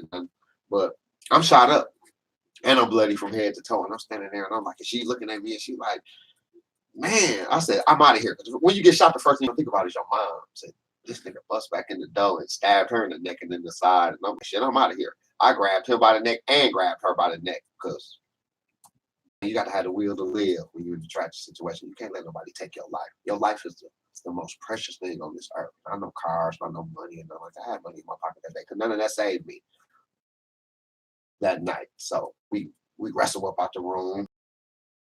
He stabbed me in the stomach on the way out the door with the Michael Myers knife too. For real, stabbed me. I'm holding my intestines. I'm running down the street, and it's black. It's a blackout over there. I ran up to this barbecue too on 80th for Congress. It was crazy. I ran up, just think I got my intestines in my hand. Right. I got 2 dogs. That's the end of that barbecue. I'm bloody from head to toe, and I'm like, hey, when y'all go call the police? And they like, man, who invited this nigga? Who invited this nigga? And they grabbed man, they closed the grill and jumped in their cars and hit us. So I'm like, damn. But the voice in my head just kept telling me to keep running. So I ran to the bus stop right there on 79th Silver Spring. The police went west. They went west. So I can't tell y'all if I yelled and said, I'm tired, but I'm shot up. I got shot with a 40 too. So I'm shot up and I'm stabbed. I'm holding my chest in my hand and the police. So I'm like, shit, I've been fighting. I got shot. I got stabbed. We'll get hit by a car from the dude. So I threw myself in traffic going east. So I remember touching this nigga Tahoe and here come the police. I've been looking for this officer too because he jumped out the car and was like, hey, where you coming from? And it was like a horror movie. I'm like, hey, I just came from this house around the corner. Everybody dead in the house and I'm the only survivor. So I lay down in the middle of the street and I'm looking up. Only thing I can do is look to my left and look to my right. And he like, man, can I cut you out your clothes and stuff you bleed? And I'm like, yeah. I said, do what you got to do to help me stay alive until the ambulance pull up. So he cut me out my clothes and he get to counting. I shot in the arm too. That's the first time he shot me. Because no reflex. You're gonna do like this. If I would have did like this, he shot me in my head, I'd have been dead. So shot me in the arm, my legs all shot up, and my intestines is hanging out my stomach. And he cut me out my clothes and he counted. Like, this guy shot over 10 times. I hear him telling his partner this. And in that time, just when the miracle happened. God, I know how he sounds. Just like Moses in the burning bush. He's loud, but his voice is calm. So he says, Thomas, and he catch my attention, and I look up, and he worked this miracle in front of me, y'all. He put my mama's face, my daddy's face, and all five of my kids' face. He lined them up in the stars, and he brung it to me. It looked like a 1,000-watt flat screen TV, but he brung it this close to me, and it was just think, y'all, it's 10:30 at night, but he the light, so the light. And he cracked the sky a little bit and just gave me a glimpse of heaven. I know how it looked. It's beautiful. It's beautiful where listen, it's beautiful. It gave me a glimpse, and it looked like if I could have raised my arm up, I could have touched the bottom of what he showed me. So just like that, it came and went. Ambulance pulling up, Channel 6 pulled up. So I'm like, put me in the ambulance. I'm somebody. I'm somebody now. Put me in the ambulance. I'm somebody. So they put me in the ambulance, and I'm talking. I ain't never stopped talking. I ain't passed out or nothing. I can tell you all this story 10 years from now. And I'm talking to the ambulance dude. He like, hey, check this out. He said, you in bad shape. And I said, I know I'm shot up. I'm stabbed. He said, but look, he turned the machine around. 90% everything, breathing, heart rate, everything. So he really just telling me to shut the fuck up and take this ride, and we'll be at Freighter in 5 minutes. So they take me in the back of Freighter. They rush me in. There's a lot of people that got shot and stabbed that day too. So they're working on me in the hallway in front of everybody. I'm internal bleeding. My intestines hanging out my stomach. So they working on me in the hallway. One of my guys, G, shout out to G, has seen one, but whoever he was messing with, I think his wife here, whoever he was messing with, she was my nurse. She was giving me my IV and stuff. They took me to the 4th floor, ran me through this incubator machine that ran me through here about 3 or 4 times to see what they got to do surgery. They brought me back to the 2nd floor and they was prepping me for surgery. And the doctor, man, listen, somebody squeezing on my dick and they putting the motherfucking tubes up my nose. Ain't nothing I could do. I'm just laying there. They prepping me for surgery. And I hear the doctor say, well, stick it in there till you can't stick it no more because both of them got to meet in this chest cavity. And they put that catheter in my dick and ran it past that knife wound. And I levitated on the bed like this. And I looked at the doctor in his face and I said, yeah, I feel it now, doc. And he put his hand on my chest and put me back on the bed. And he was like, okay. And he asked me a question. He said, yeah, what's your mama number? And I gave my mama number. He put the gas over me. I was in surgery for like 3.5 hours. And, shout out to Blow Radio, blowradio.com, Homer Blow. Or from Homer in, and everybody was at the hospital praying for me a speedy recovery. I was in surgery for like 3.5 hours. I come out of surgery at like 5:30 that morning. And my sister, she crazy as motherfucker. Like I told y'all earlier, she called my name. She like, Thomas. She seen me flinch. She's like, Thomas. And I looked up. I only opened one of my eyes. I opened this eye right here. I opened my left eye and I looked. My whole neighborhood. Shout out to Capitol Drive. My whole neighborhood was in this room. They were in a room. And I'm looking. I'm like, okay, I'm alive. These niggas wouldn't be around there. Where God taking me, these niggas ain't gonna be there. Right. And Homer rolled my mama up to the bed. She needed a hip replacement. So she like, son, you all right? And before I said anything, and I did leave something out, I had a one-on-one with God. And I thank God, because all my kids was at my mama's house when my girl came and got me that morning. So about 10 o'clock, I'm shot and stabbed. So I'm conversating with God, and I swap my soul out right there. So I don't care what nobody say about me, nothing. He loved me. Me and him have a one-on-one right there, and I tell God, I said, God, I know what's wrong with me. I said, you're going to paralyze me, but if not, leave me the way I was when my kids see me earlier this morning. So that was my deal. That's what I asked him. So So you on a mission now. Yeah. Now, do you have you added this to your show, or is this just like, hold on, let me finish it, and I'm gonna tell you. My mama, I'm gonna roll my mama to the bed, and she's like, "Son, you all right?" And I wiggle my hands and I wiggle my feet because I know what just happened to me. I just told y'all what happened to me, and I wiggle my hands and wiggle my feet, and I was like, "Ooh, mom's God, cold." 9 o'clock that morning, the nurse come in. My mom started me wasn't like, "You gotta walk." So Homer Blow took me on my first walk, but the next day, that Saturday evening. Y'all, I'm gonna tell y'all, I was 35 years old at the time when I got shot. I'm gonna be 42 Wednesday, and all that had happened to me that one night. And when I tell y'all, man, that I felt 21 in the hospital, I felt good after all this happened to me. Do you know I didn't go to physical therapy? Do you know I got up? The physical therapist came to my room and was like, "Come on, you got to get up and walk 3 times a day." And I'm claiming God out the door. I'm like, "Man, God got me. Look what God did to me." And I'm finna show you. When I got up and walked that room and walked down the hallway, and hit this flight of stairs, come back down, and she looking at me. She got my paperwork in her hand. She's like, "Do you know you got 10 gunshot wounds in the stab to the avenue?" And I'm doing like this, and I'm like, "Man, look, God made me funky, right?" So she's like, "I can't come back to your room because you don't need physical therapy." And I'm like, "God already did. He already worked a miracle, lady." And I'm trying to tell people that got low faith and they be on that and stuff. God used me. He used me. You know what I'm saying? Oh, listen, man, I was on Capitol Drive 3 days later trying to go to Mobile to get some gas, man. And there's people still hitting my Facebook like, "Is he dead?" When the funeral is there. I remember this dude coming to snatch me out the gas station and took me up to his car and showed this right to me. It was like, "Look who in the gas station." And they looking at me and they like, you driving?" They're like, "Did somebody just try to kill you?" And I'm like, "Yeah, man, but if God got something to do with it, man, anything, God prevail over anything." But it's a lesson in anything. It's a lesson in everything, man. And man, I know he loved me, man. Really. So you got gigs lined up here? You got when is your next? When can people catch you? Like, if people want to hear, because I feel like you and Sip should be like doing something here. Me and Sip do. I go to Sip. You know, people need to start just like y'all saying, supporting Black people. You know, Sip got a store on 13th in Montana, and people swear they love us and everything. If they love Sip like that, they'll be coming in the store. Just buy a hat, buy a T-shirt or something. But we be in the back. He got it set up like this. He got it set up like this in the back of the store. You know what I'm saying? And Sip go live there. Right. He go live in the car. Everywhere. He go live everywhere. But he got this set up. We got this right here. We got this in the store. Right. And everybody talking this support and what's the name, and we ain't got that here, y'all. We just ain't got that. I know it's different type of niggas here. Everybody want to hate on the motherfucker here. Oh, I might not get along with dude, or hey man, I'm going to dude show. I don't fuck with dude, and everybody here don't fuck with each other. So that's why it's been rough. That's why it's been rough for us. If y'all want to keep it 100, niggas don't like Gigolo and this and that and what's the name. And some niggas like me, some niggas don't, and it be too much of that. I ain't did nothing to nobody. Right. You know what I'm saying? Silos. I ain't did nothing to nobody, right. But it be like that, and that jealousy and envy. And come on, y'all, we still suffering from slavery. Right. I thought about why slavery went so long, 400 years. Niggas, fam. Y'all have been to a job and the nigga done told on y'all or somebody there, they ain't gave this nigga an extra 50 cents and they, whether it's a woman or a man. I'm just using nigga as what's the name, because they be acting like niggas. I do healthcare. I'm always be at work hating on me like a motherfucker. And I'm like, I'll work you hoes on the real.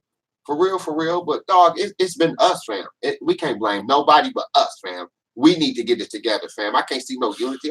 But the world will be fucked up. I also kind of feel like once the Onyx closed and T-Dot kind of stopped doing that and he left and then Kelly Kells left. That was the end. Yeah. I feel like it stopped since then. And even Myron is gone from here now. Listen, motherfuckers leaving. Right. I got something to do. My parents still alive. Everybody wonder why I ain't went nowhere. What's the name? I can go visit the state. I got plenty of money enough. But check this out. I gotta take care of what took care of me. Right. Okay. My parents took good care of me, and everybody always asks me why. And then I put us on Facebook every day because that's all I'm gonna have when they gone. So my parents took care of me. They need me now. Okay. And if a motherfucker don't understand that, I don't give a fuck. Man, comedy ain't gonna never get old. I'm gonna be a 50-year-old funny motherfucker. You know what I'm saying? But let me do God's will first. That's what's and up. Get them out the way, and then we can come play.